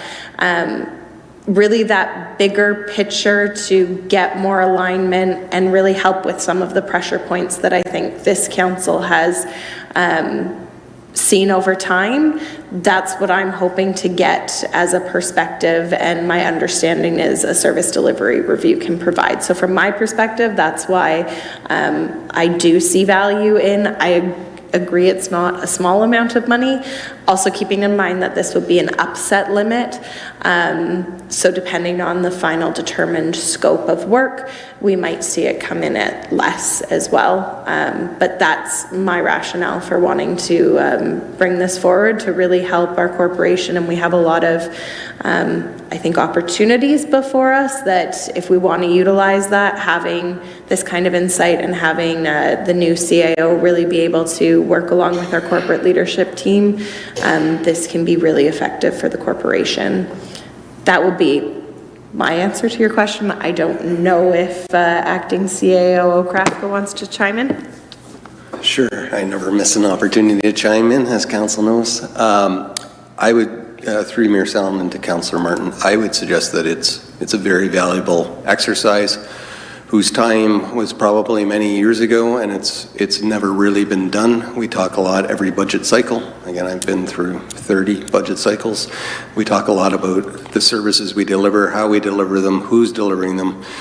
We really, to my knowledge, haven't done a fulsome look of who's doing what, is it what we want, are these the services we want to provide? Simply because we're providing a service, are we doing it well? Are we understaffing it? Are we overextending multiple areas? I think I've raised many times on various budget cycles, this is a corner of the desk exercise. This is a corner of the desk exercise. This is a corner of the desk exercise, and the other directors have as well. And I think what this gives council the opportunity is to decide it's appropriate for it to be a corner of the desk exercise, or it's not. We want something done. Prime example would be economic development. I think we've raised it like every budget year that we should have a dedicated resource. It's a corner of the desk, and yet we don't proceed with that. Maybe we don't need to proceed with that. This is the kind of study that's going to identify for you whether you should or not. Ultimately, council will decide based on that service delivery review what the priorities are. It'll give you the list as we've discussed. Here's the high priorities, here's the medium priorities, here's the low priorities. That would be, to me, very beneficial in future budget cycles. Certainly we're coming up to an election year. It would be beneficial for anyone coming onto council to be able to say, hey, this is the study that's been done, this is the thorough analysis, here's where we need to step up, and here's where we have opportunities. So that would be my suggestion, is I would wholeheartedly support that this is definitely needed for this organization. We'll go to Councillor Dunstall. Thank you. Through you, Mayor. I just want to say that we have an opportunity. We've already set the township on the right course, I believe, financially, to get us to a point where we're financially good. And I understand your reservation, but we've all heard these things need to be changed continually. So this is our opportunity, this council's opportunity, to take the bull by the horns and say, okay, if there's a problem with our township and how it's run, then let's get somebody in here, professional, that takes everything apart and puts it together and sees where we're weak, where we're strong, and what we can do. So that when we leave our term, that we leave it in a better place. Councillor Cressman? Yes, I was going to say something very similar. You said it a little more eloquently, but I think the assumption is there is things we do very well, and let's find out what we do very well and what needs to be improved. And like Councillor Dunstall said, we in our town hall meetings received a lot of arrows about the things people perceived we were doing wrong, and unless we have some type of basis to say we've been evaluated, we've been adjudicated by an outside body to determine what that is, and we've made changes or we've identified our strengths and are moving on those strengths, I think we don't have the proverbial leg to stand on. So I think this allows the potential for goals and objectives in improving service, and as well celebrating what we're doing well. So that's my 2 cents. Through you, Mayor. Very good. Any final comments or questions on this, councillors? Okay, seeing none, I will call the vote then. All those in favor? And that carries unanimously. On to 14.4, and the recommendation is that report COR-2025-33, additional information for Records and Information Management Coordinator, be received for information, and that council approves the in-year operating budget request for the Records and Information Management Coordinator position in a 1-year budget impact of $10,000 for 2025 as described in report COR-2025-29. To get this on the floor, may I have a mover? Moved by Councillor Dunstall, seconded by Councillor Cressman, and I will call on our Manager of Legislative Services and Clerk, Caitlin Boss, to introduce. Thank you, Mayor Salonen. The Committee of the Whole received report COR 2025-29, which was related to an in-year operating budget request related to reassigning a vacant full-time equivalent staffing resource within the Legislative Services Division. The vacant position is the Administrative Clerk at a salary grade B, and the request is for a Records and Information Management Coordinator at a salary grid D. The committee did refer the item back to staff to report back on more information, including additional details on the current contracts we have, the time commitments, the money spent to date, and future committed expenditures on the records and information management projects. Staff are requesting this resource to ensure that the electronic documents and records management system update and the solution design and development for data migration to online sites project continues in a timely manner. The Records and Information Management Program within the township, having a dedicated resource would see a number of benefits across the organization, including compliance with regulations and legislation, more efficient information access across the entire organization, better privacy and security protections, cost savings, strategic alignment across departments, a modernization and digitization of records and information, improved training and communications internally and externally on records and information management, and a level of risk management. We are seeking council support for this in-year request to reevaluate the current vacant position within our division to align with our work plan priorities and the need of the organization for a better records and information management program. Thank you, and I'm happy to address any questions. Questions, councillors? Councillor Cressman? So in reading this report and remembering our discussion previously, it appears we have contracts we have entered and we have sunk costs, if I can call them that unless we have this position, we're going to be unable to utilize the monies we've already spent and the potential money that will. There's a part of me that agreed with, through you, Mayor, what you suggested last time, that we should wait for the budget cycle, but after reading when the expiry date on these commitments that we've already made, it would seem to me that it's imperative that we have to move forward ASAP to take advantage of our sunk costs and transition into this new reality. I wish I could wait for service delivery review, but I don't know if we have that unless somebody differs, we have that privilege or whatever that to wait that long for it. So I would appreciate somebody who has a counter view, but that would be my quick appraisal of reading this report and remembering our previous discussion. Councillor Sadhu? Yeah, thank you. Just a quick question. As per the conversation we were having last time about this, I'm not a big fan of having in-year budget changes, and I would be recommending that we do deliberate this over budget season. But just looking at the timeline here, so we entered this contract in October of 2023. I'm just curious to know as to why in June of 2025 we're looking at providing a staff for this towards the end of the contract. Thank you, through you, Mayor Salonen. In October 2023, there was a different manager of legislative services clerk. There also was a transition of that position during the 2025 budget process and the 2024 budget process, as I can understand. So at this time, with the vacancy in the position, is kind of how this came to be at this time in year.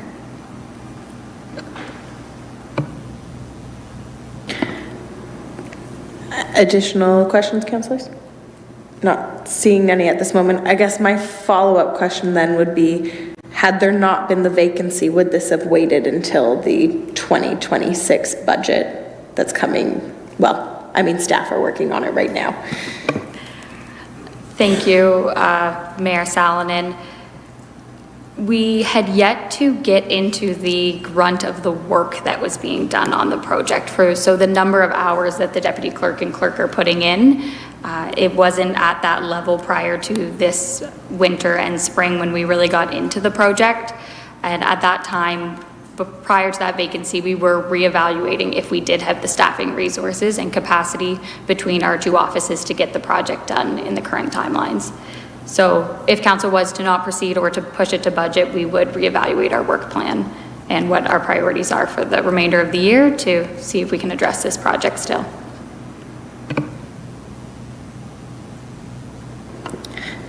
So I guess Councillor Cressman, you were looking for a different perspective. I share your similar comments. I think I just might sit on the other side in terms of I do appreciate, and also I absolutely appreciate what the clerk has mentioned about there continually being transition in the department when the budget continues to come up.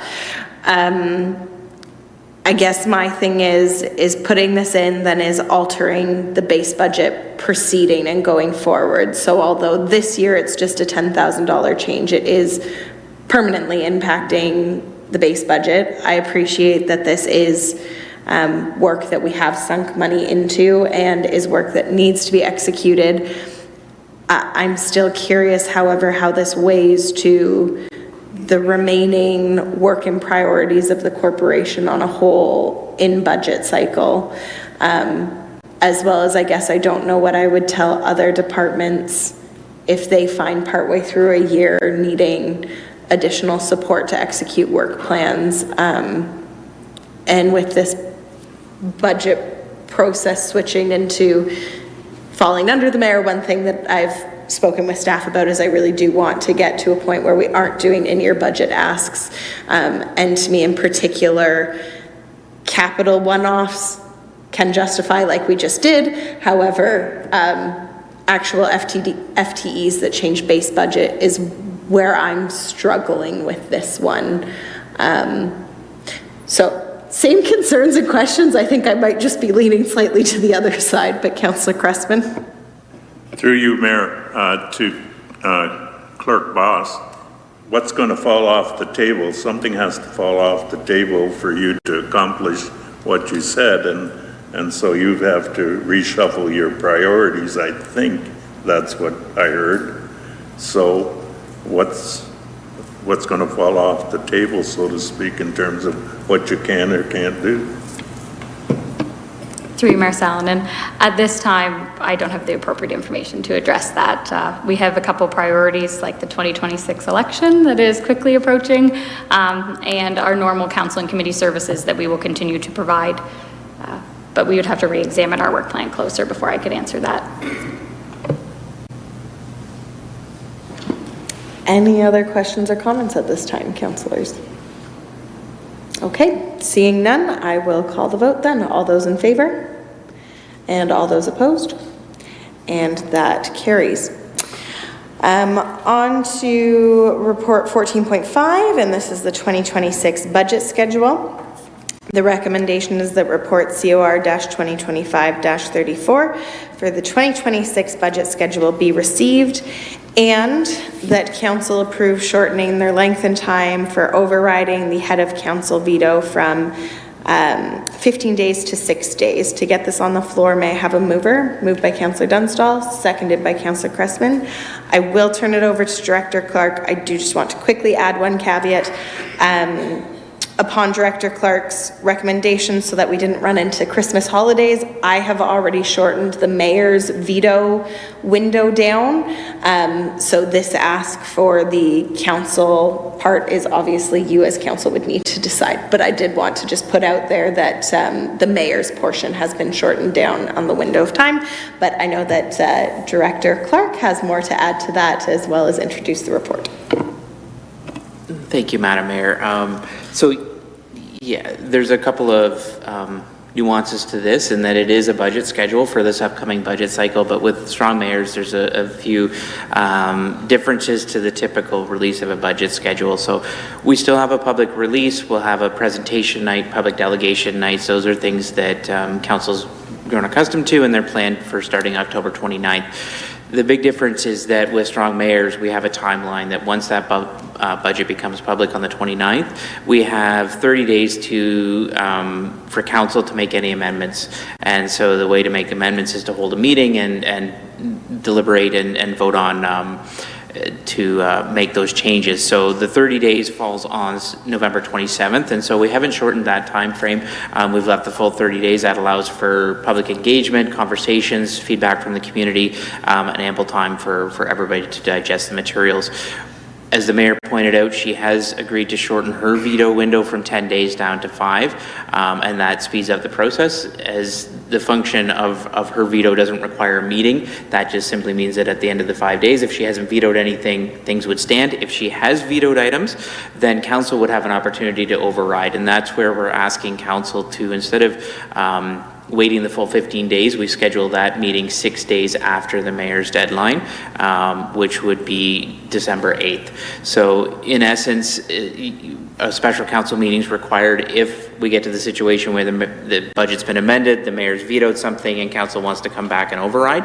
We would be back at a special council meeting on December 8th. And by shortening the time period, it doesn't take away any of your authority under the strong mayor's powers. It simply, instead of waiting 2 weeks to get to the meeting, we get there in 6 days, and council has all these same powers at that meeting to override a veto with a 2/3 majority. So nothing changed within the powers or the strong mayor's powers as it relate to budget. It's simply a timing exercise, and many municipalities are shortening these windows just because they're great in theory to give you lots of time, but typically the mayor knows, council knows what they want to deal with, and we don't need that period of time. So it just gets us a little bit quicker through the process after the main bulk of that 30 days has been spent actually deliberating. So ultimately, the balance of the calendar is also shared with you, showing what staff and the mayor will be working on over the summer, as well as an event, a special council meeting in September to relate what I presented last week about finance to our situation. It won't necessarily be specific to the budget. It will be more specific to our current situation, but that will also be as part of the lead up to the budget process. So it's pretty straightforward with strong mayors, so there's not a lot of opportunity in there to adjust, but this is one option that we can give ourselves an earlier Christmas break. So open any questions. Councillor Cressman. Somehow I hear an acronym coming, like 30 days as September, except December, which has been shortened. Anyhow, the question I have through you, Mayor, is we always end our meeting with the idea that at the call of the mayor for the next meeting. So I'm wondering, what is the mechanism, that's the right word, what's the mechanism for ensuring if council wishes to have meetings to discuss amendments that they occur, and I'm not suggesting it would be you, but a mayor could filibuster that by refusing to call a meeting. So that's just me playing the devil's advocate here, thinking through. So is there any mechanism that ensures that if council wishes to have a meeting to discuss amendments, that it does in fact happen? I would look to our clerk to answer this technical question. Thank you, Mayor Sallin. And Councillor Cressman, our procedural bylaw does have a clause in it where a majority of council members without the mayor can call for a meeting. So without the mayor's blessing, you as the group of councillors have enough weight to get a meeting called. So you don't have to worry about that. So we have enough weight. Is that lean councils or, sorry? Any additional questions, councillors? One thing I did just want to take the opportunity to highlight also kind of for the general public. I know that we have already had our lawyer come in and talk about the changes, although his presentation focused all about the strong mayors and not just the budget component.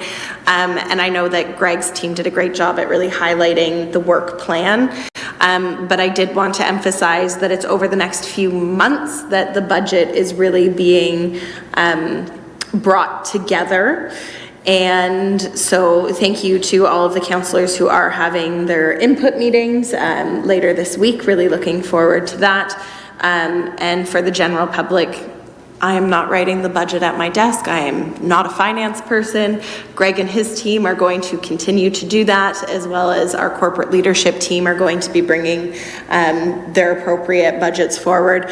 What we have timetabled in is processes during the summer that include further consultation with council. So council, although won't see the full end budget product until the end, because technically that's deemed as tabling and starts that 30-day clock.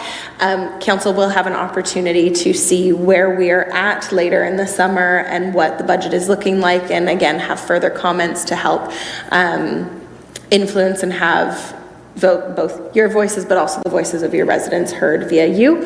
And we are still working with our comms department as to what the public engagement component is going to look like beyond just council representation. So again, to reiterate, based off of new legislation changes, once the budget is tabled, there will be room for amendments, but really the core development part is happening over the summer, and looking forward to council's continued input as well as corporate leadership teams work on that.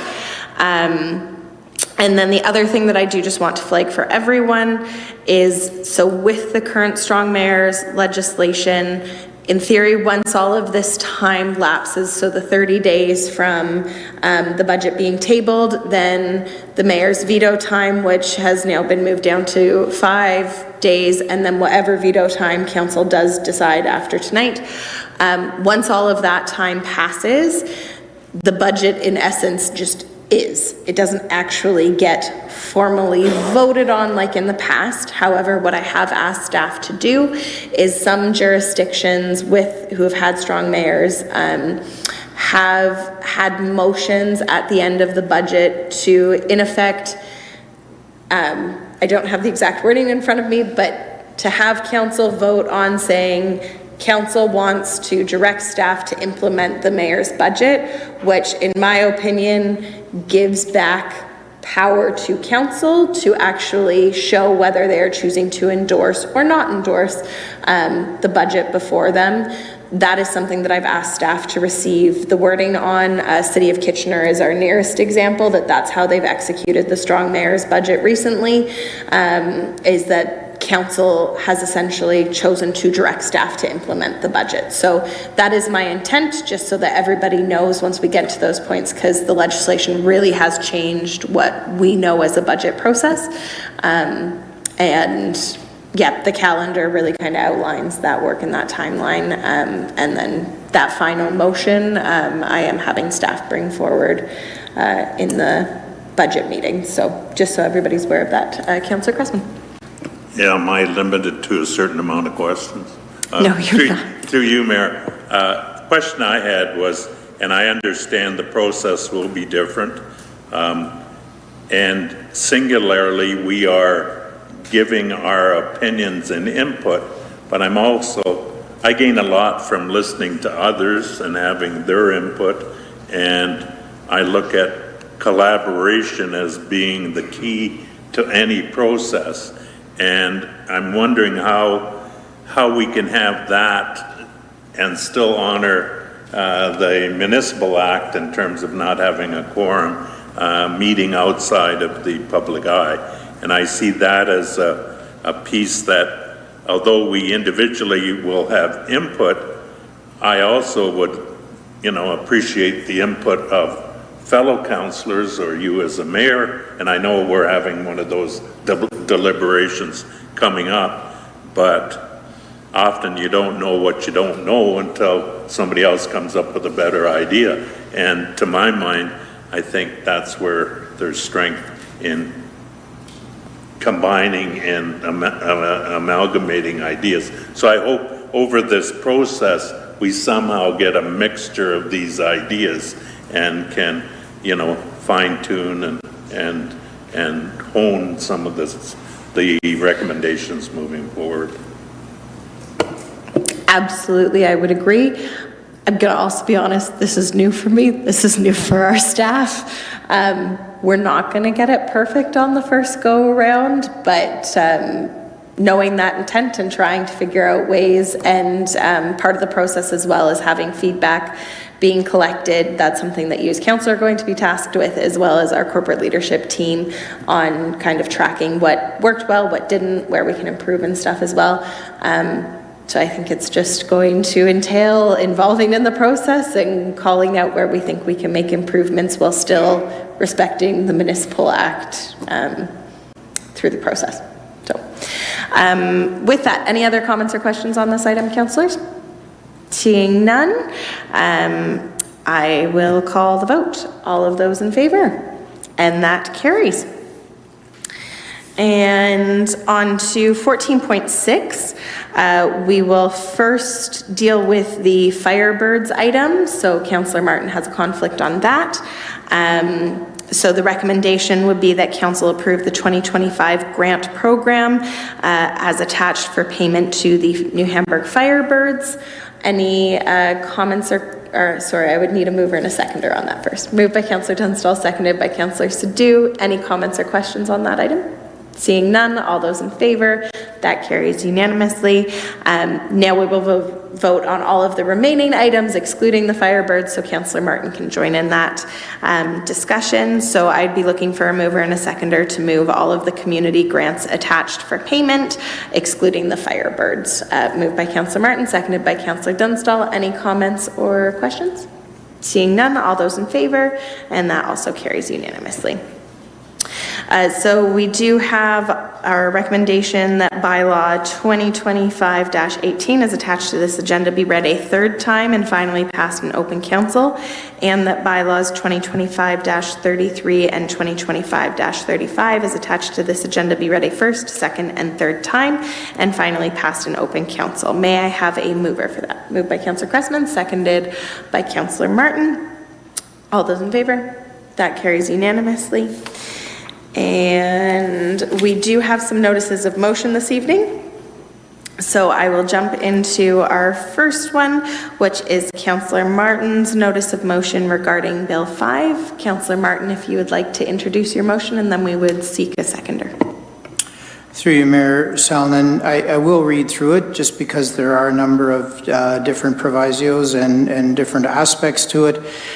This bill has been made into law by the provincial government, and certainly I do respect the provincial government duly elected and making their laws at the same time, along with some other municipalities, and including the municipality of North Grenville, which this motion has been using as a model, their motion from the municipality of North Grenville, Protecting Ontario by Unleashing Our Economy Act. So whereas Bill 5 received royal assent on June 5th, 2025, and whereas Bill 5 includes substantial changes to environmental planning policies, including replacing the Endangered Species Act with a new framework that reduces protections for at-risk species and enabling the creation of special economic zones that may override local planning authority and environmental oversight.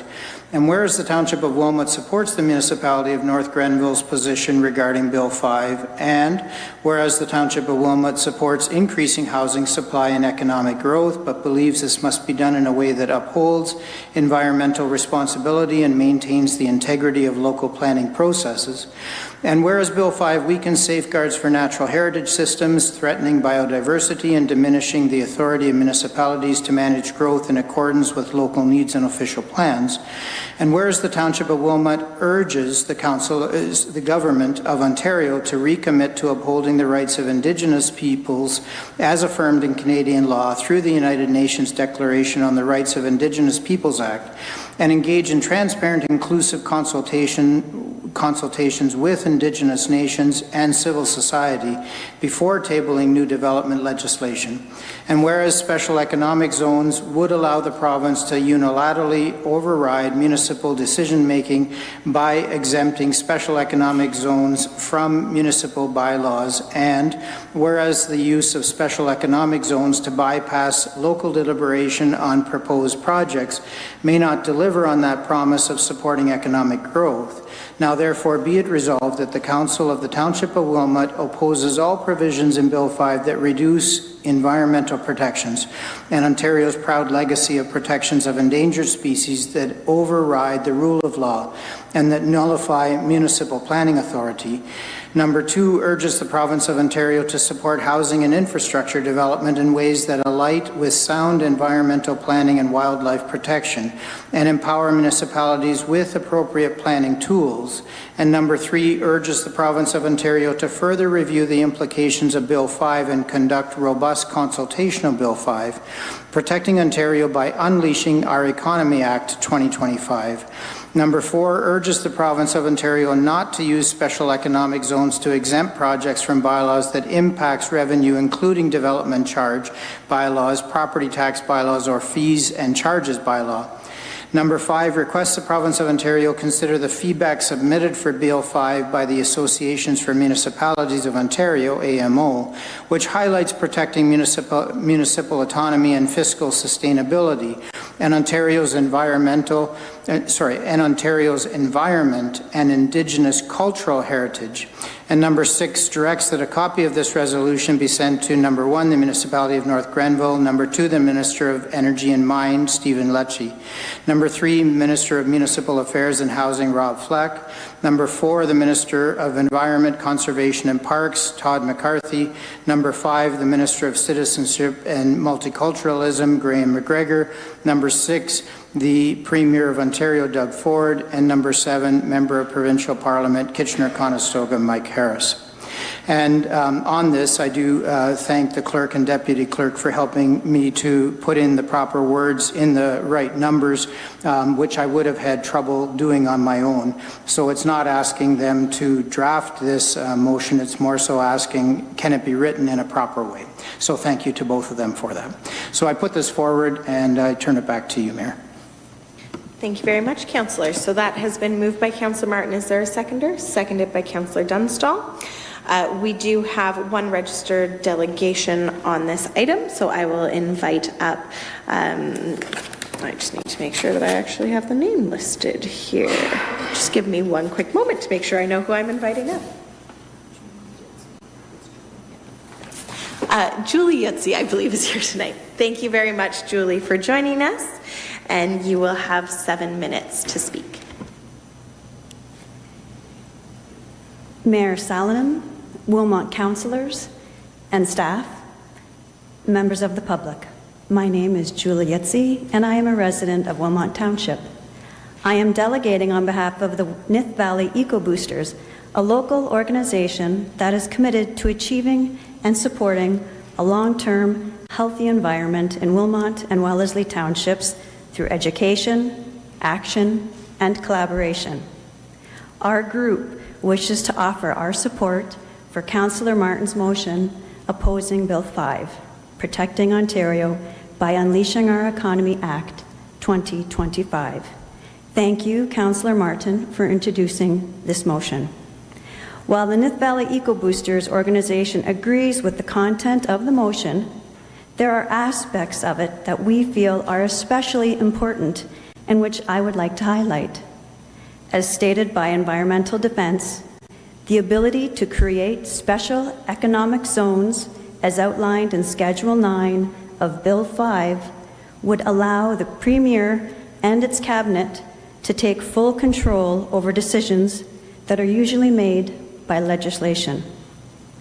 Trusted proponents will be given authority to undertake projects regardless of where they are located and without adhering to provincial or municipal laws such as the Planning Act and Environmental Protection Act.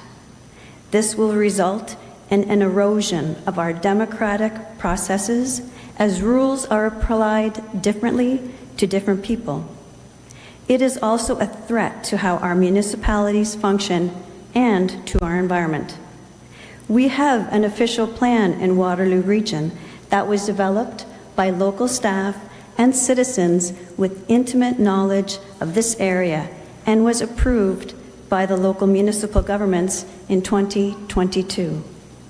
It allows for increased population and space for industrial and commercial opportunities while protecting the thriving agricultural economy and our water sources. The Wilmot Land Assembly Project gives a very good example of how ignoring good planning and potential impacts on local livelihoods, natural areas, water sources, and future food security can disrupt a community and cause great anxiety about the long-term health and well-being of the area. We are aware that Wilmot, along with other municipalities in the region, have requested adjustments to that official plan to allow for more land for development. Wilmot has to retain autonomy for local decision-making so that changes to development plans take into consideration local needs and the municipality's capacity to meet those needs. Schedule 9 of Bill 5 poses a significant threat to that autonomy, and losing it could have financial and environmental impacts for the municipality and its residents. Over the last month, a number of Ontario municipalities have passed motions to oppose Bill 5. This includes Guelph, Orangeville, Caledon, Kingston, Toronto, Chatham-Kent, and North Grenville.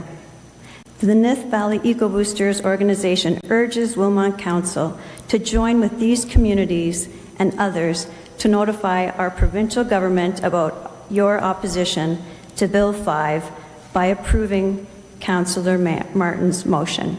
Thank you. Thank you very much, Julie, for joining us this evening. Councillors, any questions for Julie?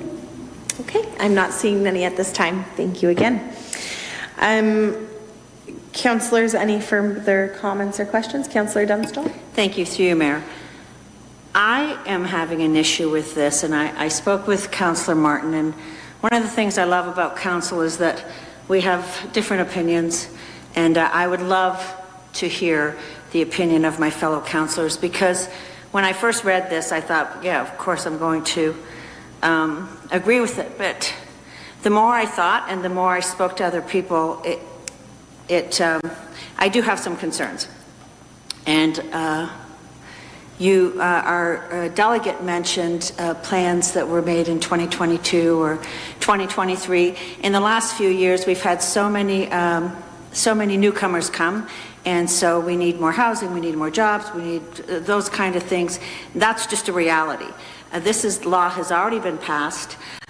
We in Wilmot have some requests pending right now with the government, with the provincial government, to pay 73% of a $7.4 million expense for the upgrading of the Petersburg drinking water system.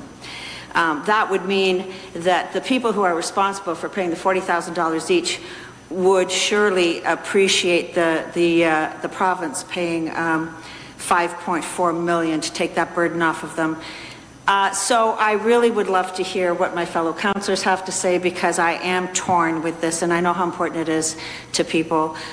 So if I could hear from Councillors Cressman and Councillor Sadhu, I don't want to put you on the spot, but I'm really hoping to get your viewpoint so that I can listen to everyone and then come to a decision. I'd like to have as much information as I possibly can before I make this important decision. Councillor Cressman. Through you, Mayor, to Councillor Dunstall and to others in the audience, I looked at this as well, and I think the one that really makes me upset is the loss of local autonomy over our own planning. To my mind, we see erosion of our ability as a township to plot our own course, and that is, to me, the fundamental piece of democracy at the lower tier. Now, we've gained benefits with the fact that planning has been downloaded to the local municipality at the lower level, and yet you turn around and remove the authority and you can remove the ability to have that planning. I believe we aren't treating our Indigenous community properly with this legislation. And I think I've also appreciated people who have respected the environment. I realize you have to balance that against the needs for housing and in industry, and I've been a strong advocate that we need to increase our commercial and business community in this township, because we're out of step with other municipalities in our own region with the amount of residential taxation versus commercial and industrial. But again, I'm a little concerned that this is all being taken away, our ability to make decisions at our local level. And so I would say sometimes you see some of this in a Trojan horse. You can't be bought by grants, etc., and that's a problem that I see. I would say yes, I appreciate. I'm not looking the gift horse in the mouth when it comes to grants that we receive, but ultimately we have to look, where is our line in the sand and where do we stand our space, and local planning is a pretty important piece as far as I'm concerned. Councillor Sadhu, did you want to comment? Sure. Yeah, when reading this motion, a couple of thoughts came to mind. One was, this is it's already passed and it's become law to the best of my knowledge, I believe. So other than just making a resolution and passing it on, but it's not really going to essentially do anything to change anything. And then my mind starts thinking of what's been going on with the federal level, something very similar to this, to just expedite things. And I see parties on both sides actually agreeing with it. It's a funny little matrix we're in right now. I'm not sure how I understand that, but just the simplicity of it and just thinking it's a good motion. It makes sense of we need to have respect for our Indigenous community and the environmental laws and make sure the safeguards are in place. However, passing this motion, sending a letter, it largely just seems symbolic to me. I know prior to running, I was of the opinion that previous councils would often pass motions and notices of motions in a symbolic gesture, and I always thought, well, it's not really achieving anything, but it just kind of makes your opinion known. I don't know. I don't know where I'm at on this, like my fellow councillor Dunstall, but if I had to say at this moment, I would probably lean to not vote in favor. Councillor Dunstall? So basically, they both have put forward the exact dilemma that I've been going through, and both did it so eloquently. So thank you for sharing your information with me. And I probably have 30 seconds here to decide before we vote. So thank you. Any other comments or questions, councillors? Okay. Councillor Cressman?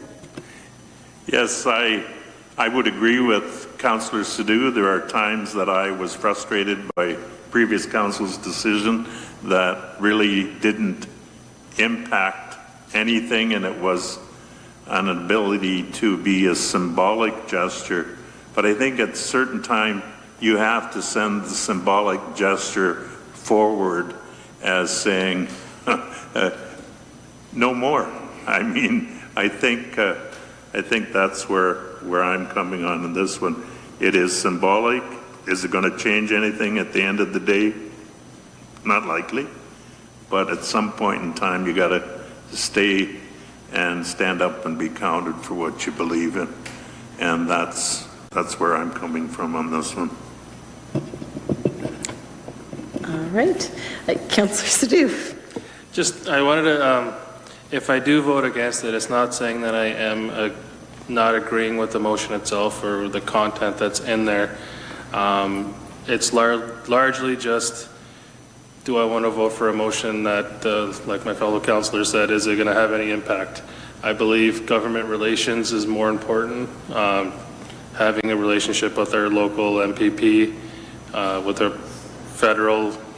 I would remind the gallery that there is no comments allowed, so if you feel the need to speak out, please do quietly exit the chambers. Sorry, Councillor, carry on. No, and I know the feeling with our local representatives, but at the end of the day, they are local representatives, and we do need to have a relationship with them. So I just think there are different channels that we can go through to express our frustrations and express our views. But that's just my thought right now, that if I do vote against it, it's not that I am voting against the contents that are in the motion. And I suppose one thing that I will offer up in addition is in section 5, requesting the province to consider the feedback submitted for Bill 5 put forward by the Association of Municipalities of Ontario. We do subscribe to, we have a membership with AMO. Council endorsed me running, and I did successfully make it on the board of AMO. So that is one avenue that is, I can't say always has the best results, but is effective in terms of having that larger advocacy piece on behalf. Toronto actually recently just rejoined AMO as well, so almost every municipality in Ontario is represented by, and they have provided, I would say, quite thorough, encompassing comments to the province on Bill 5, and there are hired staff on that team that advocacy for legislation and for, I would say, good legislation. There are staff that are actually employed to do that on behalf of AMO, and we as the Corporation of Wilmot are a paying member of that organization. So there is very much Councillor Sadhu's kind of point, sometimes in different ways, not invalidating this motion, more so just expanding on the understanding component. As I have the benefit of sitting at the board, knowing that that's the work that's happening, I appreciate that's not always clearly articulated. So also just emphasizing and underscoring that work is, regardless of where this motion goes, happening on our behalf as members of AMO, and that work is continuing by AMO staff. Councillor Dunstall. Thank you for sharing that information. Any other questions or comments on this motion at this time? Okay, seeing none, I will call the vote. All those in favor and opposed? And that is defeated. We will move on to our second motion of the evening, and that is the notice of motion from Councillor Dunstall regarding the inclusion of additional evaluation criteria within the procurement process, and I will turn it over to Councillor Dunstall to introduce. Thank you, through you, Mayor. I brought this motion to the floor after reviewing the May 5th Committee of the Whole report, which awarded the asphalt resurfacing contract to a Cambridge company for over $467,000. And a Petersburg company had also quoted and was only 5% more. And in my opinion, choosing local businesses, and when I refer to local businesses, I mean Wilmot, businesses, even at a slightly higher initial cost, brings long-term value to our community. And I did some digging. I'm not sure if everyone knows that local businesses, 68 cents of every dollar stays in the community through wages, local taxes, respending at other local businesses, while only 14 cents from non-local vendors. Stats Canada states local businesses contribute to 70% of the net new jobs. Local businesses give back to the community 250% more than non-local, and we encourage our constituents continually to shop local. So I would encourage the township to do the same. What I'm asking is that a vendor scorecard be created, or if we have one, for local businesses to be given some kind of rating.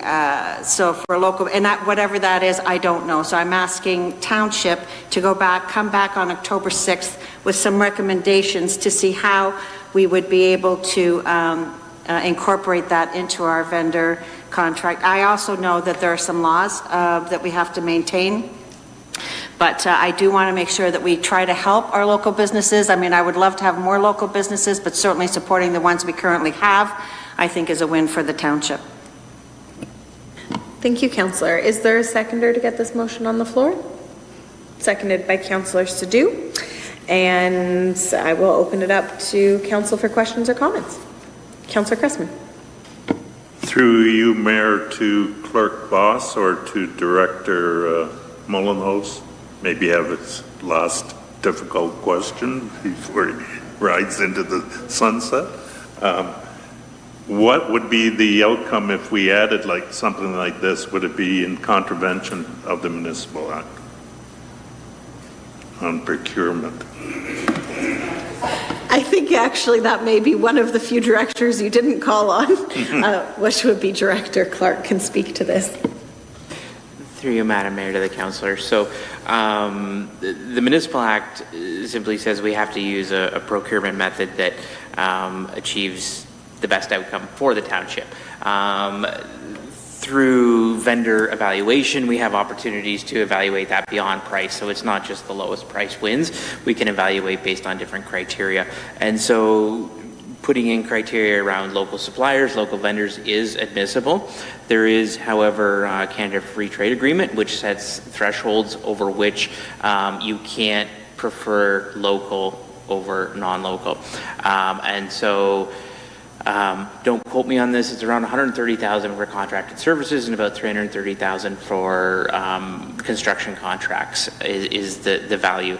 And over those thresholds, giving preferential treatment to local is against the terms of that free trade agreement across the country.